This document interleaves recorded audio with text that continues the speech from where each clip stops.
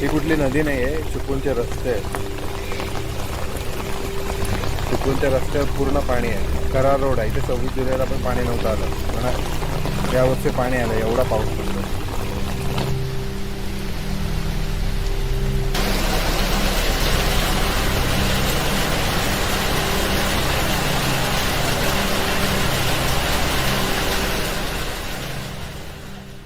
नैसर्गिक अडचणी अशा 2 ते 3 वेळा आल्या. एकदा 2005ला आले, त्यानंतर 2007ला चक्रीवादळासारखं झालं, आणि आता जो महापूर आला तो. पाणी यायचा पण एवढा पाणी नव्हता. 2005ला आला होता, त्याच्यानंतर हा 2021ला आला. पण आता सगळं आवरून लोक आवरावरी लागली या ठिकाणी, आणि अचानक हा पाणी 2005पेक्षा मोठा होईल असे मनात सुद्धा होण्याची शंका नव्हती. परंतु ह्यावेळेस कसं झालं की त्याच्यापेक्षा डबल पाणी असल्यामुळे खूप नुकसान झालं. हे माझं घर फर्स्ट फ्लोअरला आहे, 10 फुटाच्या वरती, ते आणखीन 3 फूट पाणी माझ्या घरात. आणि मुळात सगळ्यात महत्त्वाचं कसं होतं, प्रशासनाने अलर्ट केलं नव्हतं अगोदर की या वेळेला पाणी येण्याची चान्सेस आहेत, पाऊस वाढलेला आहे. त्यामुळे लोक थोडीशी बेसावध होती. आम्हाला काहीही माहिती न देता अचानक पाणी सोडल्यामुळे ही परिस्थिती उद्भवली. आढळ, आनारी, वेळे, दसपडी भागातील संपूर्ण तीव्र या ठिकाणचा परत हा धामणदिवी म्हणजे 10 गाव 15 गाव ह्या ज्या डोंगर पट्ट्यातून जे पाण्याची साखळी जी वाहिली, ही अशी वाहिली एकदम भयंकर, आणि एकदम प्लस ह्या डॅमचं पाणी सोडलं गेलं. काय ह्याच्या आधी आम्हाला सांगायचे कधी कधी पाणी सोडतो म्हणून आजच्याकडं तरी हे लागायची, पण एवढ्या अचानक सोडल्यामुळे हे भयानक पाणी वाढलं.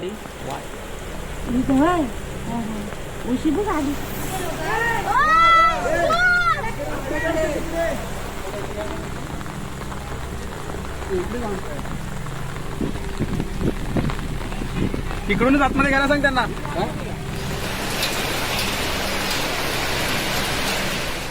पाणी कमीच होत नाही, 12 तास झाले. ते पूर्ण पाणी भरलेलंच होतं मुळी सगळीकडे, आणि आम्ही काही न खाता अक्षरशः त्या वरती टेरेसवर अशीच थांबलो होतो आम्ही दिवसभर. खाणं नाही, पिणं नाही. पण आमच्या गावातली मुलं, सरपंच जे आहेत, उपसरपंच जे सागवेकर म्हणून आहेत ते, आणखी अन्य त्यांच्याबरोबर अशी काही मुलं ती आलीत, आणि त्यांनी असे एक तराफ्यासारखं थोडक्यात म्हणजे एक कॉट, त्याला 2 असे ड्रम वगैरे बांधून ती लोक आम्हाला इकडे बघायला तरी आलीत की बाबा ही लोक कुठे आहेत, काय आहेत. एवढ्या पाण्यातून ती लोक आलीत, आणि त्या लोकांनी बघितलं नाही की आम्ही वरती असं टेरेसवर थांबलोय तिथे म्हणून. मग त्यांनी विचारलं खालून आम्हाला त्या पाण्यातूनच की बाबा तुम्ही किती वेळ अशी थांबणार आहात, काय खाणं नाही, काय नाही. तर त्या लोकांनी आम्हाला वरून दोरी बांधून, दुसऱ्या बिल्डिंगच्या टोकाला दोरी बांधून, आणि त्या तराफ्यावरून स्वतःच्या खांद्यावरून आणि पत्र्यावरून असं ते उतरवून त्यांनी आम्हाला वाचवलं त्या मुलांनी. जवळजवळ इथले 70-80 माणसं कंबरभर छातीभर पाण्यातनं तसं शेजारच्या बिल्डिंगमध्ये शिफ्ट केली त्या दिवशी सकाळी. लोक पटपट मिळेल त्या बॅरेल असो किंवा छोट्या नाव तयार केलेलं असो, तरापा केलेला असो, यांच्या माध्यमातून लोक बाहेर पडत होते. सावकाश, पाणी वाढत चाललंय, सावकाश. बचाव कार्य हे स्थानिक लोकांनी जास्त केलं.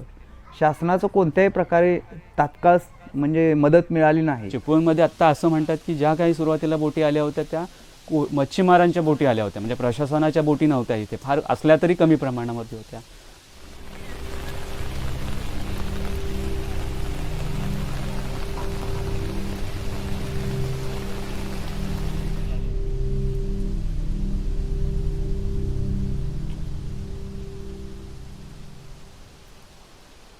दुसऱ्या दिवशी तर अक्षरशः आमच्याकडे आम्ही आलो ना, पाणी कमी झालं, आमच्याकडे काहीच नव्हतं. म्हणजे प्यायला पाणी नव्हतं की खायला काहीच नव्हतं. म्हणजे कुठून पाणी आणायचा असा प्रश्न पडला. आम्ही अक्षरशः पावसाचं पाणी प्यायलं. दुसऱ्या दिवशी मात्र घरात आल्यावर जे सगळं दृश्य होतं की पुराचं पाणी ओसरलंय, पण ज्या सगळ्या खुणा ठेवून गेलाय पूर हा, ते खूप वाईट आणि खूप अतिशय मनाची बिकट अवस्था ते बघून.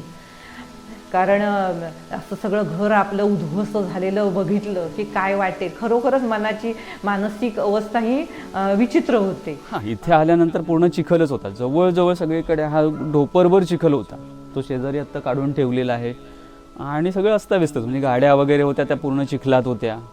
पूर्ण चिखलाचंच साम्राज्य होतं. घरी उघडल्यानंतर तर काय साहित्य जागेवरच नव्हतं. म्हणजे जे काय आम्ही ज्या पद्धतीने सगळं पहिलं जे साहित्य होतं तो कॉर्नर पीस एका कोपऱ्यातला दुसऱ्या कोपऱ्यात जाऊन उलटा पडला होता. म्हणजे एवढ्या फोर्सने पाणी ह्या पावसाच्या ह्या पाण्याला जो काही चिखल होता तो एवढा चिखल की आमच्या वरच्या घरापासून 3 देवळात चिखल इतका भरपूर. तो 2 दिवस मी म्हणजे डोक्याला हात लावून बसलो.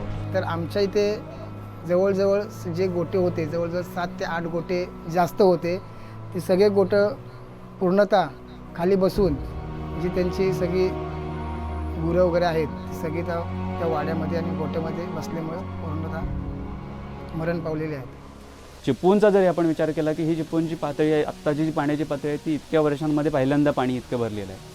तर आत्ता आमचा संशय असा आहे की फक्त पावसामुळे किंवा जे काही प्रवाह आहेत त्याच्यामुळे इतकं पाणी येणार नाही. आणि त्या रंगवण्यापुरत्या आणलेल्या मूर्त्या ज्या आपण मूर्ती ठेवलेल्या होत्या त्या अचानक पाण्याचा वेग वाढल्यामुळे सगळ्या दिसल्या.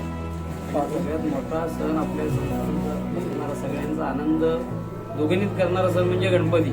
आणि त्या मूर्त्यांची व्यवस्था करताना आता फार भयंकर त्रास होतो. पण सुकलेल्या मूर्त्या जर यूज करायला गेलं तर ढिसळत आहेत, तुटून जात आहेत त्या.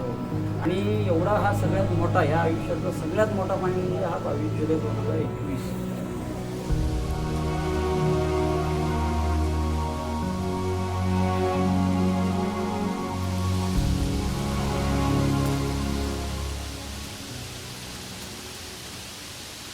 आत्तापर्यंत आम्हाला सरकारने काहीही मदत केलेली नाही. फक्त एक तलाठी ऑफिसकडनं मला आताच 5,000 रुपये आले. तुम्ही कशी आहात नाहीतर काय आहे, तुमची काय परिस्थिती आहे. हां, अजून आमच्या दारात एवढा चिखल आहे ना, तर चिखलीला तो उचलायला पण कोणाचा हात नाही. माझं टोटल नुकसान जवळजवळ म्हटलं तर गाडी, दुकानचं, घराचं जवळजवळ 15-16 लाखावर माझं नुकसान झालं. 5,000त काय होणार आहे. अजून काय मदत कुठे नाही, काय कुठे आहे. होय म्हणतात फक्त आश्वासनं दिलेली आहे, अजून आलेलं नाही. काय मदत आतापर्यंत आलेली नाही. पंचनामे नेले, तातडी मदत आली. तातडी मदत घरात काय 10,000च लोकांचं नुकसान झालं काय. हां, अरे ते 10,000चे 10 पैसे पण आमच्या अजून अकाउंटला जमा नाही आले. आणि तुम्ही देणार तेव्हा आम्ही, आणि जर नाही आम्हाला मिळाले तर काय उपाशी जाणार का, कटोरे घेऊन रस्त्यावर बसायचं आहे. मानसिक आता कसं होतं की इतक्या वर्षांची मेहनत करून एक छोट्या वस्तू ज्या काही गोळा केलेल्या असतात आणि त्या ज्या वेळेला आपण बघतो डोळ्यासमोर वाहून जाताना किंवा वेस्ट होताना ज्या वेळेला बघतो त्यावेळेला कुठेतरी मनाला लागतं शेवटी. कारण आणि आता ते रिकवर करणं तेवढं पॉसिबल नाही, इन्स्टंट होणार नाही. कदाचित आता मागची जी काही 20-25 वर्ष गेली आहेत हे सगळं गोळा करण्यासाठी, तेवढी वर्ष पुढे जाऊ शकतील. मदत मिळाली, अन्नधान्याच्या वस्तू किंवा कपडे वगैरे ह्या ज्या काही वस्तू मिळाल्या आहेत ना, ह्या एक सामाजिक हेतूने लोकांनी दिलेल्या आहेत. शेवटी ते एक उपकाराचं ओझं मनावरती आहे प्रत्येकाचं. त्यामुळे हे सगळं जे काय आहे मानसिक धक्का आज प्रत्येकाला बसलेला आहे. काही जणांची अशी परिस्थिती आहे की रात्री झोपल्यानंतर सुद्धा पाणी आले असं अजूनही भास होतोय काही जणांना. आणि मुलं आहेत ती कॉलेजला जातात, त्याच्यामुळं त्याला ते शक्य होत नाही. टाईम मिळाला, कधी रजा मिळाली तर तो येतो आणि मदत करतो. पण ते आता तो पण दुबळा झाला आहे. आमची परिस्थिती बघून त्याचं डोकं बेचैन झालेलं आहे आणि तो आता असं म्हणते मी काय करू. तर आम्ही त्याला म्हातारी माणसं दिली देतो, काय घाबरू नको, आपण काय ना काय तर प्रयत्न करू, भगवंताला प्रार्थना करून ती प्रार्थना आपला भगवंत ऐकेल आणि आपल्याला पुढे सहकारी मदत होईल. बघू आपण अतिशय घाबरलेला आहे. घरातल्या माणसाचं आता काय वरती बसवलं, सगळं होतं नव्हतं ते गेलं, काय राहिलं. कोणाचे पैसे नाही राहिले, कोणाचं काय धान्य नाही राहिले. काही जणांच्या भिंती पडल्या असतील, काही जणांची भांडी गेलीत, काही जणांचे सिलेंडर गेले असतील. आता खायला काय नाही, पाणी तर साधं पियाला कोणला नाही. दोन्ही साईडनी नुसतं घुसलं पाणी, घुसलं ते घुसलं, वरती माळायला लागलं पाणी. आज घरात माझा माणूस आजारी आहे, त्या माणसाचं मी डॉक्टरकडे पण नेऊ शकत नाही. 2 दिवस आम्ही हॉस्पिटलमधनं घरात आलो होतो. आज त्या माणसाचं मी काय करू. आता पुन्हा उभं राहायचं म्हणजे तीच उमेद तेवढी काही वय कोणाच्या झालेलं नाही आहे, तेवढी ताकद राहिलेली नाही. आता फार मदतीची गरज आहे.